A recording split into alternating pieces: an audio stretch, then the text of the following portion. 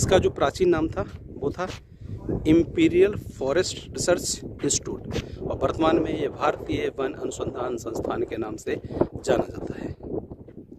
ये देखिए सामने जो आपको बिल्डिंग दिख रही है, यह है FRI। ये इसकी मेन बिल्डिंग की जो मेन गेट है यहाँ पर ये है। और ये देखिए कितने खूबसूरत है। दो यहाँ पर आपको ये दिख रहा होगा। और ये जो है मेन बिल्डिंग है और यहाँ से ये पूरी बिल्डिंग है। और ये जो आपको सामने दिख रहा है ये इसका आगे का जो फ्रंट जो पार्क है, पार्क टाइप का बनाया गया है। और ये है जो मेन जो रोड है वो है ये। और आगे जो मेन गेट है उसका नाम है ब्रेंडिस गेट। जो सामने बिल्डिंग दिख रही है उसमें जो IFS वाले जो लड़के होते हैं, जो IFS जो निकालते हैं, वो यहाँ पर ट्रेनिंग करते हैं। जो सामने बिल्डिंग है ये है वो। और ये देखिए यहीं पर उनकी ट्रेनिंग होती है। ये देखिए सामने यह बिल्डिंग, कितनी खूबसूरत बिल्डिंग है ये। और ये देखिए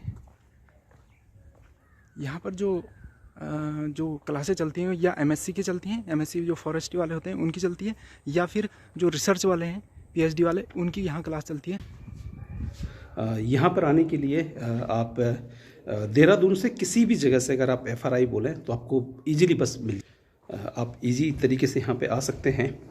और इस चीज़ को आप देख सकते हैं। देखिए कितना खूबसूरत लग रहा है। पीछे देखो हमारे कितना खूबसूरत लग रहा है। सामने देखिए कितने अच्छे तरीके से खूबसूरत इसको करके इसको बनाया गया है। तो अगर आप यहाँ पे आना चाहते हैं तो आप कहीं पर भी जाइए और बोलिए कि FRI जाना है तो आपको टैक्सी मिल जाएगी और बसें आपको आसानी से यहाँ पे आने के लिए मिल जाती हैं। ये देखिए कितना खूबसूरत बनाया गया। मतलब ये जगह तो मन मोह लेती है आपका। ये देखिए जितनी भी फिल्मों की शूटिंग आपने देखी होगी यही दिखाया गया होगा। अगर यहाँ खड़े होकर कोई बोले कि मैं रसिया में हूँ तो लोग यकीन कर जाएंगे, पर थोड़ी सी बर्फ़ ऊपर दिखानी पड़ेगी। तो ये है, यहाँ पे आप आ सकते हैं। और इसका आप फ्री में नहीं आ सकते, इसके लिए आपको शुल्क देनी होती है, जिसका जो शुल्क निर्धारित किया गया है वो 10 रुपये, बहुत ही मामूली है। 10 रुपये है, 10 रुपये इसकी शुल्क है। आप 10 रुपये शुल्क लीजिए, बाहर आप टिकट लें और टिकट लेकर आप अंदर आ सकते हैं। और अगर आप इसके अंदर जो है 7 या 8, 7 है ना पंकज?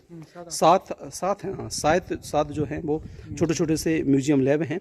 अगर आप उसको देखना चाहते हैं तो उसको देखने के लिए आपको 50 रुपये प्रति व्यक्ति टिकट लगेगा। लेकिन उसको एक शर्त है कि उसमें आप फ़ोटो नहीं खींच सकते, उसको आप पिक्चराइज नहीं कर सकते, क्योंकि वो जो चीज़ें वहाँ पे संरक्षित की गई हैं वो राष्ट्रीय धरोहर हैं, राष्ट्र की धरोहर है। एशिया में कई चीज़ें, एशिया की कई चीज़ें वहाँ पर संरक्षित की गई हैं। ब्रॉन्ज मिलेगा आपको, देवदार मिलेगा, पीपल मिलेगा। और हर राज्य का, जितने भी भारत के राज्य हैं, सारे राज्यों की जो आवश्यक वनस्पति है जिसको सरकार ने चिन्हित किया है कि इसका मुझे संरक्षण करना है, उसको वहाँ पर रखा गया है। यहाँ पे आप 2 जगह से एंट्री ले सकते हैं। एक आप एंट्री ले सकते हैं चक्राता वाले गेट से और दूसरी ले सकते हैं आप कोलागढ़ वाले रोड से। यहाँ पे एंट्री आप ले सकते। दोनों जगह इसका एंट्रेंस है। और ये जिस तरफ भी आप जाएं आपको एक जैसा ही देखने को मिलेगा। कि देखिए बहुत ही खूबसूरत तरीके से इसको बनाया गया है। ऊपर का देखिए, है ना पंकज? बहुत सुंदर। इसमें किया गया है ना शूटिंग। हाँ, हर मूवी की जब देखिए अब गाने में ही दिखाया गया है। अब उनके पास बहुत बड़े बड़े कैमरे होते हैं, लाइटिंग बहुत अच्छी करते हैं, तो ऐसा लगता है कि वाह। ये देखिए कितना सामने से सुंदर, मैं आपको अपने पीछे दिखा रहा हूँ। ये देखिए कितने सुंदर तरीके से इसको दिखाया गया है। जब भी यहाँ पे लोग PhD करते हैं या राष्ट्रपति यहाँ पे आते हैं दीक्षांत समारोह में, या राज्यपाल आते हैं, तो वो इस जगह पर दीक्षांत समारोह मनाया जाता है। इस जगह पर दीक्षांत समारोह मनाया जाएगा। और ये पूरे के पूरा क्षेत्र आपको अद्भुत तरीके से इसको डेवलप किया गया है। फूल देखिए आप, ये देखिए कितने सुंदर फूल हैं, पूरे के पूरे लाल। ये ऋषिकेश तरफ आप जाएं तो ये पूरी चैनी आपको देखने को, है ना पंकज? कितना सुंदर लगता है ना, है ना? ये देखिए पेड़ पूरे रखे गए हैं। और अगर इसके आप पल्ली का मतलब होता है पीछे की वाली साइड, अगर पल्ली साइड आप चलें तो आपको वहाँ पर कितने पंकज 400-500 साल पुराने इमली के पेड़ हैं। बड़े बड़े विशाल का आतमकद। मतलब आपको लगेगा अरे इतना बड़ा इमली का पेड़ हो सकता है क्या? तो इतना बड़ा इमली का पेड़ है। ये देखिए, ये इसके इलाके पे हम जा रहे हैं। ये देखिए ये पूरा पीछे वाला इलाका है। ये देखो भवन 2, ये खजूर के पेड़ हैं।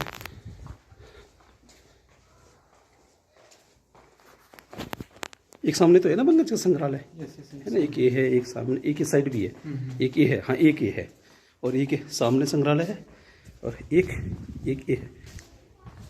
ये है अंदर जाने का। देखो कुछ दिख भी रहा होगा इसमें। शूटिंग करना तो खैर मना है भैया, इसलिए हम कर नहीं रहे हैं, क्योंकि पालन करना चाहिए। और ये देखिए, ये पीछे साइड वाला है, ये बैक साइड है, ये कोलाघर रोड साइड ये है, ये कोलाघर रोड की साइड है। ये जो आम के पेड़ लगे हैं 100 150 साल पुराने, इनकी कटाई छटाई करके इनको बनाया गया है, ये देखिए। और जब इसमें बरसात आएगी, बरसात के समय पे अगर आप आएँ तो आपको लगेगा कि हमारा जैकपॉट लग गया। वो कहते हैं ना जैकपॉट, ब्यूटी का जैकपॉट। और अगर आप प्राकृतिक प्रेमी हैं, तो वनस्पति शास्त्री हैं, प्रकृति को प्यार करते हैं, तो ये जगह आपके लिए मान के चलो एक स्वर्ग ही है। ये देखिए पिछली तरफ से कितने अच्छे ढंग से इसको बनाया गया है, पिछली साइड से बहुत अच्छे ढंग से इसको बनाया गया है। ये है पिछला इसका एंट्रेंस, आगे पीछे दोनों एक समान है, बस पूरा मुख्य और तोरण द्वार जिसे बोलते हैं ना, मुख्य द्वार, उसमें ही थोड़ा सा परिवर्तन आपको देखने को मिलेगा। आगे पीछे एक जैसा ही है। ये अफीम लगी हुई है, हीरोइन बोलते हैं ना इसको, पोपी पोस्ता, इसके जो अफीम लगी हुई है, इसी को चीरा लगा करके दूध निकालते हैं, और जब इसका दूध निकालते हैं तो उससे हीरोइन बनती है। ये देखिए पूरे एफआरआई को बहुत अच्छे तरीके से सुंदरीकरण, पूरे एफआरआई का अच्छे तरीके से सुंदरीकरण किया गया है। यह पूरा का पूरा संस्थान 450 हेक्टेयर क्षेत्र में फैला हुआ है। ये पूरा आप देखिए 450 हेक्टेयर क्षेत्र में फैला हुआ है, यानी कि बहुत ही लंबा एरिया इसमें सम्मिलित किया गया है। ये देखिए पूरा बहुत ही लंबा, और यहाँ पे सब प्रकार की वनस्पति जो है वो रोपी गई है। फिल्मों की शूटिंग के लिए इससे अच्छा आदर्श जगह कुछ हो ही नहीं सकती। आप यहाँ सामने देखिए, जैसे आपने स्टूडेंट ऑफ द ईयर 2 में देखा होगा, जो जिस कॉलेज से उस टाइगर श्रॉफ को बाहर करते हैं, वो यही रास्ता है। यहाँ पे आप शूटिंग होती रहती है, और ये बहुत अच्छा शूटिंग प्लेस है। जब इसकी शूटिंग होती है, विराज कुमार राव अपनी मूवी की शूटिंग करके गया है, मूवी का नाम तो हमें नहीं पता, लेकिन अभी कर गया है। आपने एक गाना सुना होगा जिसमें वो साउथ का एक्टर है, नाम उसका साथ महेश बाबू है, हाँ महेश बाबू है, उसकी गाने की शूटिंग भी यहीं हुई थी। तो एफआरआई जो संस्थान है, ये पीएचडी का काम भी करता है, और यहाँ पे पीएचडी जैसे अनुसंधान के कार्य किए जाते हैं, जो कि यहाँ पर जिसमें पीएचडी की जाती है। ये पीएचडी जो है एक टेस्ट के माध्यम से होती है, आप टेस्ट निकालिए तभी आपको यहाँ एडमिशन मिलेगा। ये विश्वविद्यालय भी है अपने आप में, और यहाँ पे अनुसंधान का कार्य जो है वो विश्व प्रसिद्ध अनुसंधान का कार्य है। इसमें बाहर के व्यक्ति भी आते हैं, और इसमें जो अनुसंधान किया जाता है उसमें सबसे बड़ी जो महत्वपूर्ण चीज़ ये की जाती है कि तो पूरी की पूरी वनस्पति को ये अध्ययन करते हैं, कौन सी वनस्पति लुप्त होने वाली है, कौन सी वनस्पति समाप्त हो रही है, या किस वनस्पति को डेंजरस जोन में रखा गया है, किस वनस्पति की अति आवश्यकता है, उन सब का यहाँ पे अनुसंधान करते हैं। और अनुसंधान करके उनके जो टिश्यू होते हैं, टिश्यू को क्या किया जाता है, जो अम्ल होता है, नाइट्रोजन क्षार जिसे बोलते हैं, उसके अंदर संरक्षित कर दिया जाता है, ताकि भविष्य में इनको उगाया जा सके। अगर इसके आप उसमें जाएं, जो इनका संग्रहालय है, अगर संग्रहालय के अंदर जाएं, वैसे वीडियोग्राफी उसमें अलाउ नहीं है, हम लोग तो गए हैं उसमें, तो उसमें आप देखिए पूरे के पूरे भारत के जितने भी राज्य हैं, सारे राज्यों के जो पेड़ हैं, आवश्यक वनस्पति है, उसको जार के अंदर या फिर बोर्ड के रूप में रखा गया है। और जब आप वहाँ से मैंने पता किया, उनसे चर्चा की, तो उन्होंने बताया कि जो भी चीज़ें यहाँ रखी गई हैं वो सारी की सारी जीवित अवस्था में है। जीवित अवस्था मतलब कैसा है कि उनके जो सेल्स हैं वो मरे नहीं हैं। अगर उनको उगाया जाए और आवश्यक जलवायु प्रदान की जाए तो वो पुनः उग जाएंगे। इतने अच्छी तरीके से वहाँ पर इनका संरक्षण किया गया है। तो ये तो हमें मानना पड़ेगा कि जो एफआरआई है, यहाँ का जो प्रबंधन है और यहाँ के जो विद्यार्थी हैं, उन्होंने इसको इतने अच्छे ढंग से इस अनुसंधान में इतने अच्छे तरीके से कार्य किया है कि कभी भी भारत में या एशिया में, जिसको ये स्पेशल फोकस करता है, वहाँ पर वनस्पतिक हानि होने पर उनकी पूर्ति करने में ये संस्थान सक्षम है। एफआरआई को अगर हम देखें तो इसकी स्थापत्य कला में ग्रीक रोमन का प्रभाव देखने को मिलता है।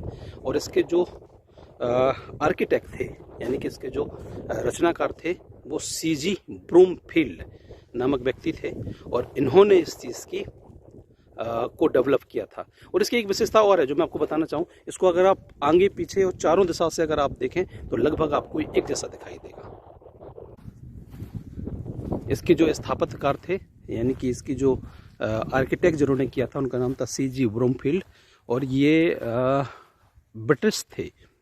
और ये ब्रिटिश आर्किटेक्ट थे और ब्रिटिश थे तो इसलिए उन्होंने जो इसका निर्माण किया था वो रोमन ग्रीक प्रभाव पर से प्रभावित होकर के किया था।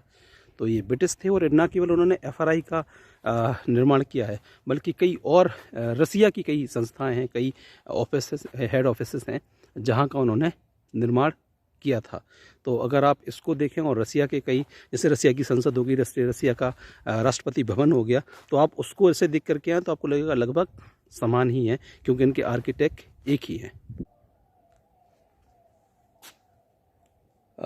ब्रूमफील्ड साहब ने जो इस संस्थान की स्थापना की थी, उसमें एक चीज़ मैं आपको बताना चाहूँ, थोड़ा सा आप एक चीज़ मैं आपको बताना चाहूँगा। अगर आप इसमें गौर से देखें तो इसमें जो चुनाई की गई है, चुनाई मतलब इसको जो ये पेस्टिंग की गई है इसकी, ताकि इस चीज़ को रोका जा सके, चिपकाया जा सके, उसमें यहाँ पर एक स्थानीय दाल मिलती है जिस दाल का नाम था उड़द।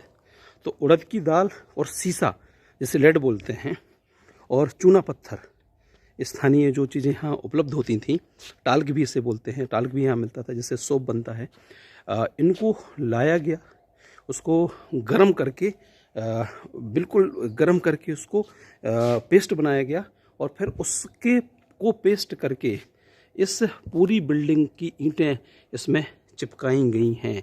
तो एक चीज़ आपको ये देखने को मिलेगी कि इसमें जो है वो स्थानीय मटेरियल को जोड़ करके चिपकाया गया है, जो कि सीमेंट से कई गुना ज़्यादा मजबूत है। इसमें उड़द की दाल है, सीसा है और स्थानीय चूना है, और इसको बहुत अच्छे ढंग से इसमें पेस्टिंग की गई है और फिर इस चीज़ को पूरा संरक्षित करके इस बिल्डिंग को खड़ा किया गया है।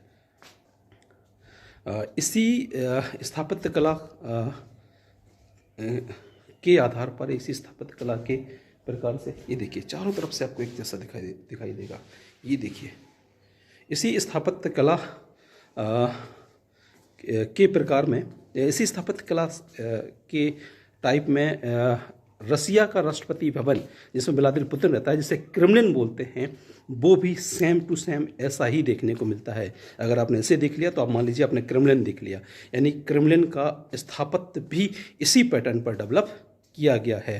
तो ये है जो एफआरआई है, ये अगर आप इसको देखें तो आपको लगेगा कि आप रसिया में ही घूम रहे हैं, और अगर आप रसिया घूम करके आएँ और फिर आप इसको देखें तो आपको ये लगेगा कि अरे ये तो बिल्कुल हमारे एफआरआई जैसा ही है।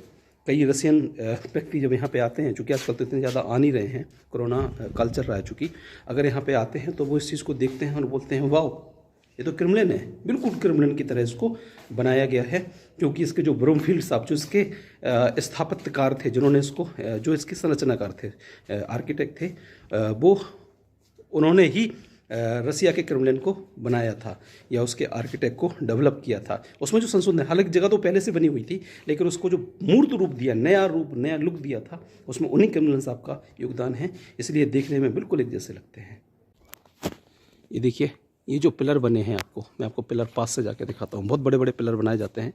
ये जो पिलर जहाँ भी आपको दिखेंगे, ये जो पिलर आपको दिख रहा है, ये जो आपको पिलर दिख रहा है, ये आपको सामने जो बड़े बड़े पिलर दिख रहे हैं, मेरे पीछे जो पिलर दिख रहे हैं, ये पिलर पूरे के पूरे रोमन स्थापत्य से प्रभावित हैं। यानी कि जहाँ भी आपको रोमन संस्कृति दिखेगी, जैसे एक पेट्रा जगह मिलती है जॉर्डन में, आप वहाँ जाइए और वहाँ पे लोग रोमन संस्कृति के अवशेष हैं उसे देखने के लिए जाते हैं, तो वहाँ सबसे ज़्यादा आपको ऐसे ही पिलर देखने को मिलते हैं। तो जहाँ भी पिलर मिले समझ जाइए ये रोमन संस्कृति से प्रभावित होकर के बनाए गए हैं। यहाँ आप कितने बार भी आए, यहाँ की बिल्डिंग तो बहुत खूबसूरत लगती है। टिकटॉक जो स्टार होते हैं वो बहुत आते हैं ना मुझे यहाँ हाँ, यहाँ पे। वीडियो जितने भी टिकटॉक स्टार आपने देखे होंगे हमारे देहरादून के टिकटॉक स्टार या बाहर के भी, गाने आने भी आते वो गाने आने इसमें बनाते हैं, वो बहुत अच्छा डांस करते हैं।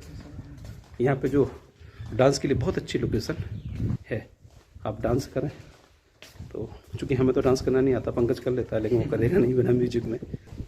अगर आप यहाँ पे आके डांस करें और उसका वीडियो बनाएं तो वायरल हो सकता है भैया। ये वो,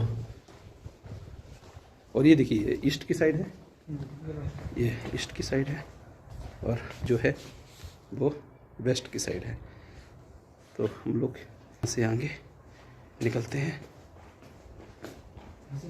यहाँ से नीचे को। आप लोग जब भी कभी भी देहरादून आए तो एक बार FRI ज़रूर देखें। FRI आप इसलिए देखें ताकि आपको ये जो है वो ब्रिटिश स्थापत्य कला का एक नमूना है, यानी यूरोपियन स्थापत्य कला का। ये था हमारा FRI का एक छोटा सा टूर और हम लोगों ने FRI आपको दिखाया। जो भी इन्फॉर्मेशन थी हम लोगों ने वो कोशिश की बताने की, हालांकि इन्फॉर्मेशन तो असीमित होती है, बहुत अधिक है। तो बने रहिए हमारे साथ। जय हिंद।